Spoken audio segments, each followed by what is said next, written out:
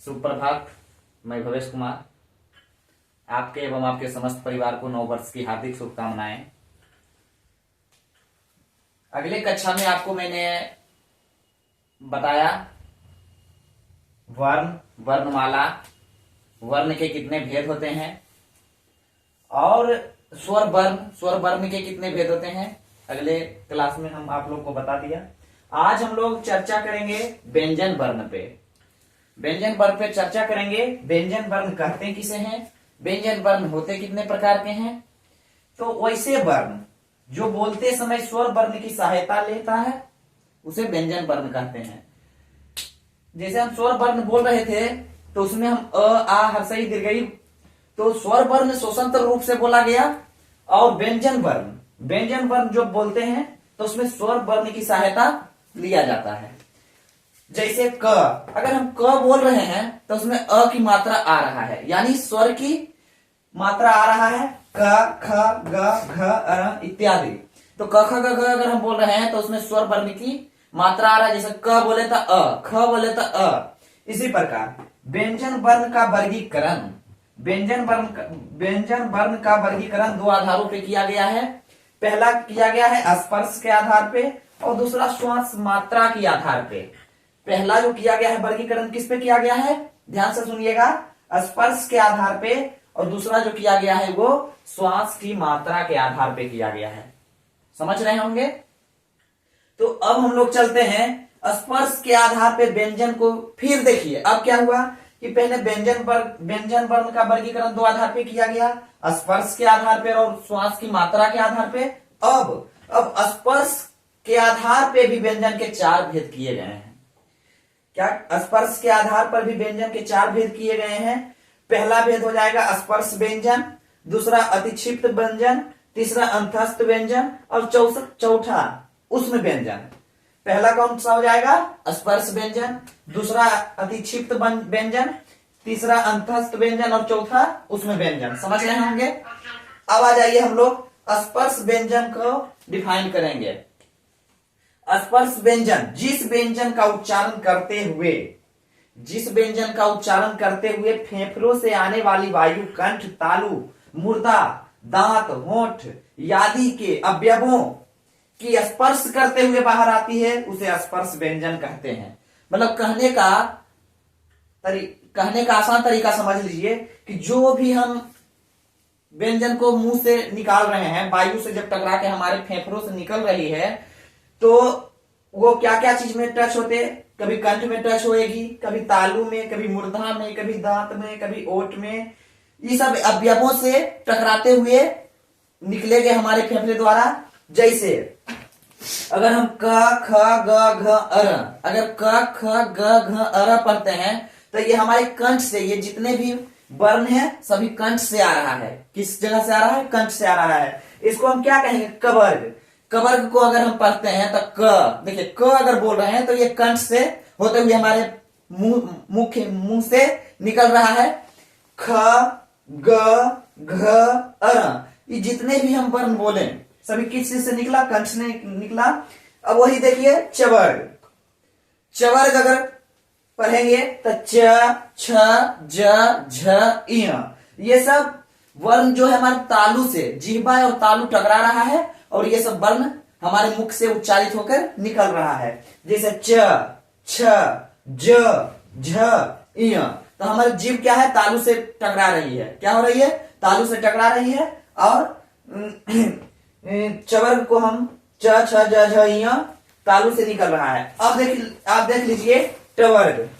कवर्ग पढ़ लिए, चवर्ग पढ़ लिए, अब हम लोग पढ़ रहे हैं टवर्ग। तो टवर्ग में क्या क्या पढ़ेंगे, ट, ठ, ड, ढ, न, ट, ठ, ड, ढ, न। ये सब मूर्धा, हमारा जिह्वा जो है ये मूर्धा से टकरा रहा है और मुख से वायु द्वारा निकल रहा है। ट को पढ़े, मूर्धा से जिह्वा टकराया और वायु के द्वारा मुख से निकला। ठ, ड, ढ, न। आप लोग भी पढ़ें और पढ़ते हुए ऐसा फील करें कि सही में हो रहा है या नहीं हो रहा है। समझ रहे होंगे। अब आ जाइए तब वर्ग। त, थ, द, ध, न। त हमारे जिह्वा कहां टकरा रहा है, दांत में। कहा टकरा रहा है? दांत में। दांत में टकराते हुए वायु द्वारा मुख से निकल रहा है। तब वर्ग में त, थ, द, ध, न। त टकराया दांत से, थ, द, ध, न। तो इसको हम लोग कहां से टकरा रहा है? दांत से टकरा रहा है। तब वर्ग कहां से टकरा रहा है? दांत से, यानी दंत से। ठीक, अब आ जाइए पवर्ग। पवर्ग में हम लोग पढ़ रहे हैं प। हमारा देखिए दोनों होठ जो है एक दूसरे में टच हो रहा है। प, फ, ब, भ, म। ये वायु द्वारा मुख से होठ सट रहा है और ये निकल रहा है, जिसे प को पढ़े तो दोनों होठ देखिए होठ एक दूसरे में सट रहा है। प, फ, ब, भ, म। यदि इतना समझ गए होंगे। अब आ जाइए, ये किसका हम उदाहरण दिए? ये दिए स्पर्श व्यंजन का। किसका दिए? स्पर्श व्यंजन का दिए। अब हम लोग अतिक्षिप्त व्यंजन का, अतिक्षिप्त व्यंजन के बारे में पढ़ेंगे। किसके बारे में पढ़ेंगे? अतिक्षिप्त व्यंजन के बारे में। जिस व्यंजन का उच्चारण करते समय, समझिएगा ध्यान से, क्या बोल रहा है अतिक्षिप्त व्यंजन में कि जिस व्यंजन का उच्चारण करते समय वायु जीभ से टकराकर बाहर आता हो। वायु जो है, जो हम वर्ण बोलेंगे, वो वायु द्वारा जो जीभ से टकरा के बाहर निकलेगा, उसी को हम लोग क्या पढ़ेंगे? अतिक्षिप्त व्यंजन। जैसे ड, ढ। तो ये दोनों क्या हो रहा है? जीभ से टकरा रहा है। क्या हो रहा है? ड, ड टकरा रहा है, ढ। इसी को हम लोग क्या कहेंगे? अतिक्षिप्त व्यंजन कहेंगे। और अब हम तीसरा क्या पढ़ेंगे? अंतस्थ व्यंजन। क्या पढ़ेंगे? अंतस्थ व्यंजन। अंतस्थ व्यंजन जिस व्यंजन का उच्चारण करते समय स्वर और व्यंजन के बीच होता हो। जिस व्यंजन का उच्चारण स्वर और व्यंजन को बीच होता है, उसे क्या कहते हैं? अंतस्थ व्यंजन कहते हैं। जो स्वर और व्यंजन दोनों से मिलकर बना हो, समझ रहे होंगे, उसको क्या कहेंगे? अंतस्थ व्यंजन कहेंगे। जैसे य, र। देखिए कुल में स्वर, मतलब स्वर से पहले व्यंजन आ रहा है और तुरंत बाद क्या आ रहा है? स्वर आ रहा है। तो देखिएगा य आ गया, स्वर और व्यंजन दोनों आ रहा है। र, ल, वो इत्यादि। समझ पा रहे होंगे कि अंतस्थ व्यंजन में कहता है कि वो व्यंजन, जिस व्यंजन का उच्चारण स्वर और व्यंजन दोनों के बीच हो। अगर हम य, र, ल, वो पढ़ रहे हैं तो इसमें स्वर और व्यंजन दोनों का उच्चारण हो रहा हो। समझ गए होंगे? ठीक है, आगे आ जाइए उष्म व्यंजन। आगे क्या पढ़ना है? उष्म व्यंजन। उष्म व्यंजन में क्या कहता है कि जिस व्यंजन का उच्चारण करते समय वायु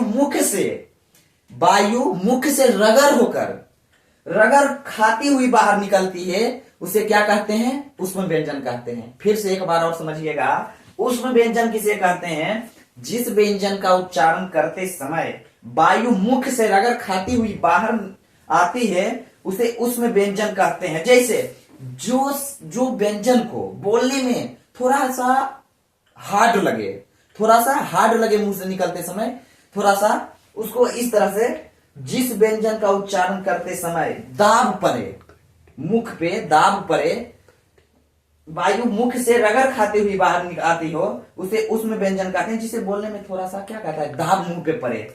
जिसे तालव्य सो, मूर्धन्य स, दंत स, ह इत्यादि। तो आप लोग समझ गए होंगे कि आज मैं जो बताया वो व्यंजन वर्ण बताया। व्यंजन वर्ण कितने होते हैं, व्यंजन वर्ण को कितने भागों में बांटा गया है, उसके बाद व्यंजन के दो भागों में बांटा गया, स्पर्श के आधार पे और श्वास की मात्रा के आधार पे। तो आज हम लोग यहां तक पढ़े। आज हम लोग व्यंजन वर्ण पढ़े, व्यंजन का वर्गीकरण पढ़े, स्पर्श के आधार पे पढ़े कि कितने भागों में बांटा गया है। तो स्पर्श के आधार पे व्यंजन को 4 भागों में बांटा गया है। अगले क्लास कक्षा में हम लोग श्वास की मात्रा के आधार पे व्यंजन के बारे में पढ़ेंगे। धन्यवाद।